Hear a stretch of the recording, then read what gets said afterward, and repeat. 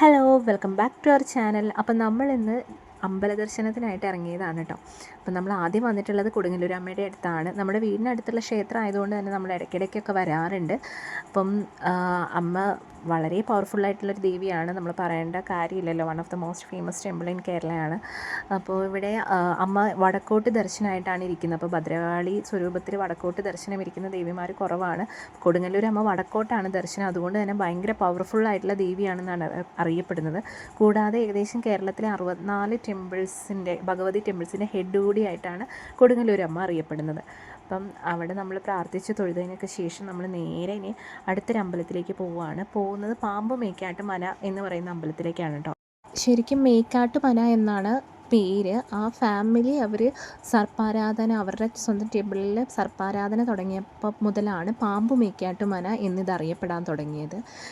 ഈ ഫാമിലി ശരിക്കും ഒരു ആയുർവേദിക് ട്രീറ്റ്മെൻറ്റ്സിൻ്റെ പേരിലാണ് അറിയപ്പെട്ടിരുന്നത്. ഭയങ്കര ഹെർബൽ ആയിട്ടുള്ള ട്രീറ്റ്മെൻറ്റ്സ് ആയിരുന്നു ഇവർ ചെയ്തിരുന്നത്. ഇപ്പോഴും ഇവിടെ രോഗശാന്തിക്ക് വേണ്ടിയുള്ള പ്രാർത്ഥനകളും കാര്യങ്ങളുമാണ് കൂടുതൽ ആൾക്കാർ ചെയ്യുന്നത് എന്ന് പറയുന്നത്. ഇവിടെ പ്രാർത്ഥിച്ചു കഴിഞ്ഞാൽ ഓരോ അസുഖത്തിനും രോഗശാന്തി ലഭിക്കുമെന്നാണ് ഭയങ്കര വിശ്വാസം. ഇവിടെ ഈ മനയ്ക്കകത്തൊരു അമ്മയുണ്ട്. ആ അമ്മയാണ് വരുന്ന എല്ലാ ഡിവോട്ടീസിനെ അനുഗ്രഹിക്കുകയും കാര്യങ്ങളൊക്കെ ചെയ്യുന്നത്. അപ്പം നമുക്ക് എല്ലാ ദിവസവും അകത്ത് കയറാനുള്ള പ്രവേശനം ഇല്ല.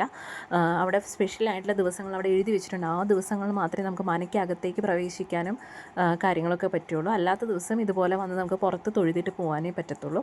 പിന്നെ ഇവിടുത്തെ പ്രധാന പ്രതിഷ്ഠ എന്ന് പറയുന്നത് മുല്ലയ്ക്കൽ ഭഗവതിയാണ്. പിന്നെ ഇവിടെ മെയിനായിട്ടുള്ളത് നമ്മുടെ സർപ്പദേവതമാരാണ്, അതായത് വാസുകി, പിന്നെ നാഗേക്ഷി, ഇവരൊക്കെയാണ് ഇവിടുത്തെ മെയിൻ പ്രതിഷ്ഠ. അപ്പോൾ ഇതൊക്കെയാണ് എനിക്ക് പാമ്പ് മേക്കാട്ട് മനയെക്കുറിച്ച് അറിയാവുന്ന കാര്യങ്ങൾ. അപ്പം നമ്മൾ അവിടെ തൊഴുത് പ്രാർത്ഥിച്ചതിന് ശേഷം നമുക്ക് അവിടെ നിന്ന് ഇങ്ങനെ പ്രസാദം കിട്ടും. അത് പടച്ചോറ് പോലത്തെ, അതും പഴവുമാണ് നമുക്ക് കിട്ടുന്നത്. അപ്പോൾ നമ്മളെല്ലാവരും വഴിപാടുകൾ കഴിപ്പിച്ചിട്ടുണ്ടായിരുന്നു. അപ്പോൾ അതിൻ്റെ പ്രസാദമായിട്ട് നമുക്ക് അത് കിട്ടിയിട്ടുണ്ട്. അവിടെ അടുത്ത് തന്നെ ഒരു സൗകര്യമുണ്ട് കേട്ടോ, നമുക്ക് ഇരുന്ന് കഴിക്കാനായിട്ട്. അവിടെ ഡെസ്കും കസേരകളും അറേഞ്ച് ചെയ്തിട്ടുണ്ട്. അപ്പോൾ അവിടെ നമുക്ക് ഇരുന്ന് കഴിക്കാം. നമുക്ക് അടുത്ത് തന്നെ കുടിവെള്ളവും കാര്യങ്ങളും ഒക്കെ തന്നെയുണ്ട്. പിന്നെ നമ്മൾ ഇന്ന് ഇവിടെ വന്നപ്പോൾ ഇവിടെ പ്രസാദൂട്ട് ഇല്ലയെന്ന് വിചാരിച്ചു കേട്ടോ. പക്ഷേ അന്ന് മനയ്ക്കകത്തായിരുന്നില്ല, തൊട്ടപ്പുറത്ത് തന്നെ വേറൊരു മനയുണ്ട്, അവിടെയായിട്ടായിരുന്നു പ്രസാദൂട്ട് സെറ്റ് ചെയ്തിരുന്നത്. അപ്പോൾ നമ്മൾ അവിടെ പോയി ഇതേ പ്രസാദൂട്ടൊക്കെ കഴിച്ചു. ലാസ്റ്റ് നല്ല അടിപൊളി പാൽപ്പായസമൊക്കെ ഉണ്ടായിരുന്നു കേട്ടോ. എനിക്കെപ്പോഴും ഈ ടെമ്പിളിൽ കിട്ടുന്ന പ്രസാദൂട്ടിന് ഒരു സ്പെഷ്യൽ ടേസ്റ്റ് തോന്നാറുണ്ട്. അങ്ങനെ ഇവിടെ അടിപൊളിയായിരുന്നു.